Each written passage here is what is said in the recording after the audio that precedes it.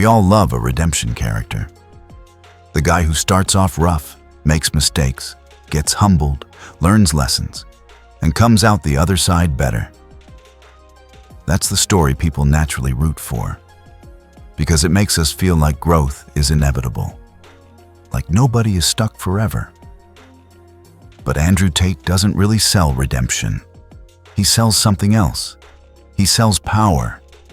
And I don't mean power in the normal sense, like money or status or a big house. I mean psychological power. The kind where you can walk into the internet like it's your territory, say whatever you want, and still have people defending you like you raised them. And before you even decide whether you like him or hate him, you need to understand something. The fact you feel anything that strongly is the point. Tate's influence isn't built on convincing people with logic. It's built on activating them emotionally. He doesn't teach. He triggers. He flips a switch. And once the switch is flipped, people don't sit there weighing up arguments. They pick a side. They fight. They repost. They comment. They clip it. They make reaction videos. They argue with their friends. They build their identity around it.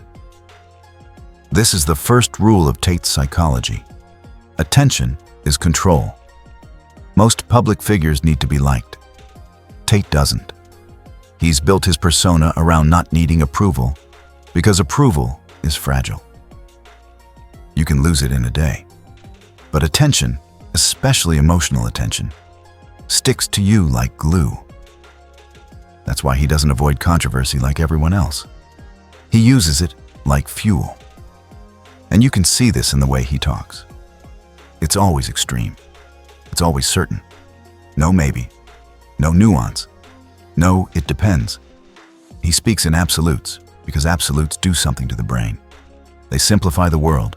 They force a decision, agree or disagree, strong or weak, winner or loser. And that binary framing is addictive because it removes ambiguity.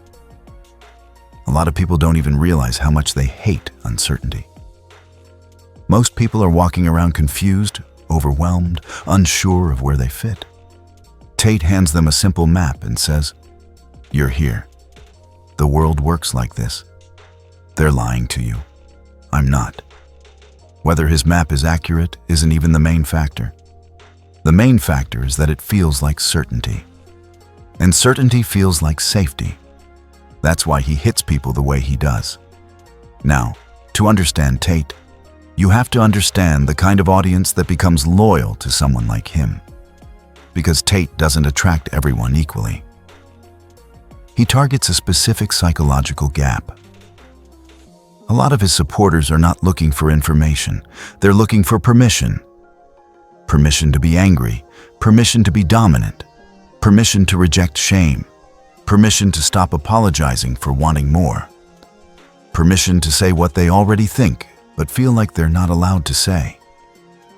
And once you become the person who gives people permission, you become more than a creator. You become a symbol.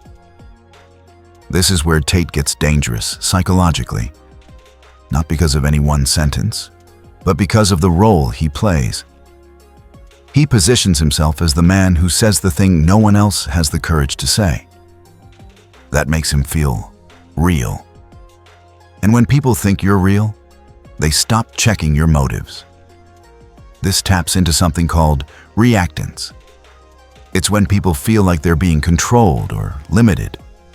So they automatically rebel, even if rebellion hurts them.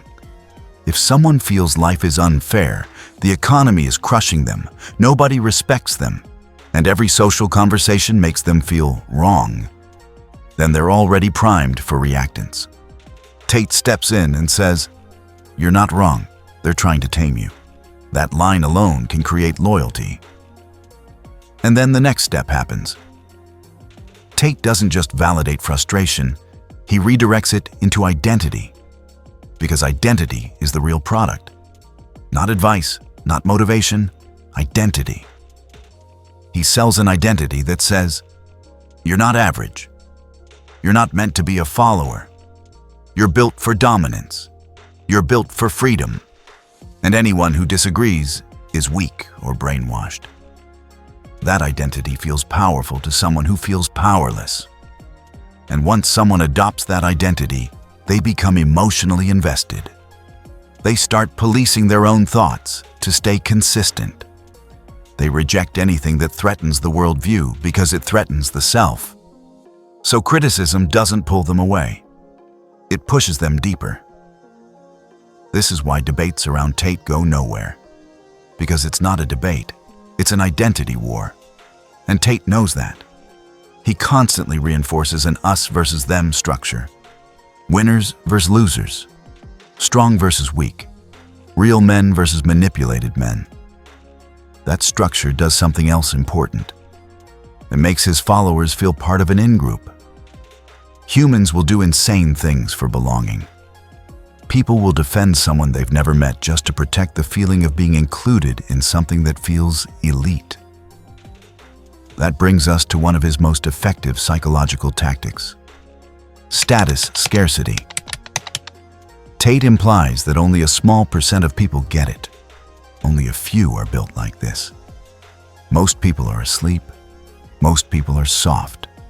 Most people will never make it. And if you're listening to him, you're one of the few. That's scarcity. And scarcity increases value. It's the same reason exclusive clubs work. It's the same reason invite-only groups feel better than free ones. Tate uses that instinct to create a psychological ladder. He sells the idea that you can climb out of weakness into power. And he doesn't just talk about it, he performs it. This is where dominant signaling comes in. Dominant signaling isn't about being right. It's about appearing unshakable. It's posture, tone, certainty, refusal to submit. The kind of signals that make people feel like you can't be moved. Even people who hate Tate can't ignore this part. Because dominance cues bypass logic. They hit something older. When someone speaks like they don't fear consequences, people assume they're powerful enough to not need fear. It's psychological math. If he's that confident, he must know something I don't. And Tate stacks that effect with external symbols: wealth, luxury, lifestyle. Whether people admit it or not, status markers influence perception. They create a halo effect. People start believing you're competent in areas you haven't even proven. But Tate's real skill isn't being confident. It's being confident while polarizing. Because polarization does something magical for reach. It increases engagement on both sides. Supporters share him because they feel empowered. Critics share him because they feel outraged. Either way, he wins the same thing: attention, and attention creates presence. Presence creates relevance. Relevance creates influence. This is how Tate becomes unavoidable. Now, another thing people miss is that Tate operates asymmetrically. Most people fight fair. Tate doesn't even play the same game. He's willing to say what others won't. He escalates faster than others are comfortable with. He repeats messages long after others are tired.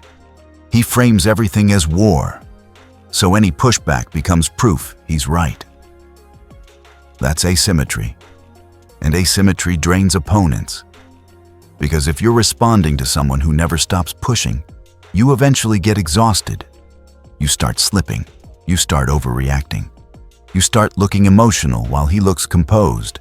And once you look emotional, you've already lost the frame. That's another core concept of Tate's psychology: frame control. If Tate can force you to respond inside his frame, strong versus weak, winners versus losers, real versus fake, then he doesn't need to prove anything. He just needs to keep you playing in his arena. That's why a lot of anti-Tate content accidentally helps him. Because it keeps him central. It keeps him relevant. It keeps the battle alive. And battles are how he feeds. Now let's talk about the part that makes Tate's psychology genuinely fascinating. He's not just a loud character. He's a mirror. Some people see him and feel inspired. Some people see him and feel disgusted. But either way, he reflects back something unresolved inside them.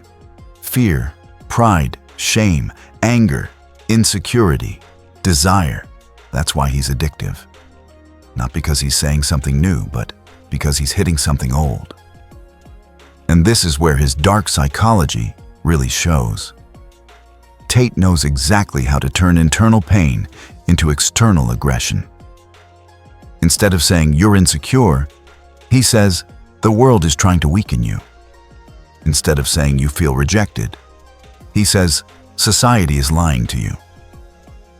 Instead of saying, "You're struggling," he says, "You're being controlled." He externalizes discomfort and gives people someone to fight. That's powerful because fighting feels better than healing. Fighting gives you identity. Healing requires vulnerability. Tate doesn't sell vulnerability. He sells armor. And armor attracts people who feel exposed. But here's the part people don't want to admit.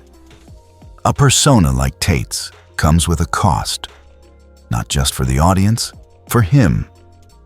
Because when you build influence through intensity, you become trapped by the need to stay intense.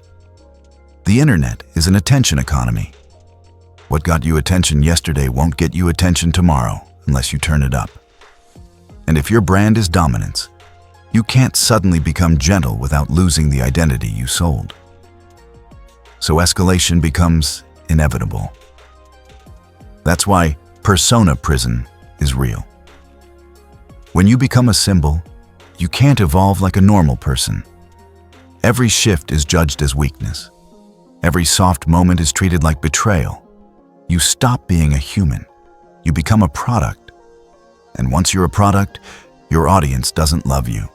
They love what you represent. That creates pressure, and pressure creates rigidity. Another cost is emotional isolation. Dominance personas don't do well with trust. When your worldview is built around hierarchy, control, and winning, relationships become transactional. People aren't close because of love. They're close because of alignment. And alignment is conditional. If someone disagrees, they're out. If someone challenges, they're weak. If someone questions, they're a threat. That mentality doesn't create connection. It creates an army. And an army is loyal until the day it isn't. This is why Tate's psychology is worth studying even if you don't care about him personally. Because he's not just a guy online. He's a case study in how modern influence is built. He's the result of a system that rewards confidence over humility, certainty over nuance, and conflict over reflection. And you can see the pattern everywhere now. In politics, in influencers, in online culture, in everyday life. The uncomfortable truth is this. Tate didn't invent these levers.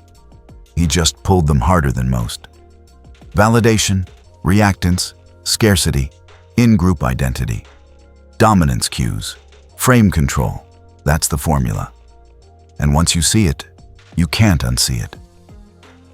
Because at the end of the day, whether you see Tate as motivation or manipulation, his real power is psychological. He makes people feel like they're part of something. He turns frustration into identity. He turns identity into loyalty. And he turns loyalty into attention. And attention is what keeps him alive in the culture. That's the dark psychology behind Andrew Tate. If you're here for these kinds of breakdowns, public figures, iconic characters, and the psychology hiding underneath the persona, subscribe to Behind the Smiles. New videos drop exposing the patterns people miss. Because once you start recognizing how influence really works, you start seeing it everywhere.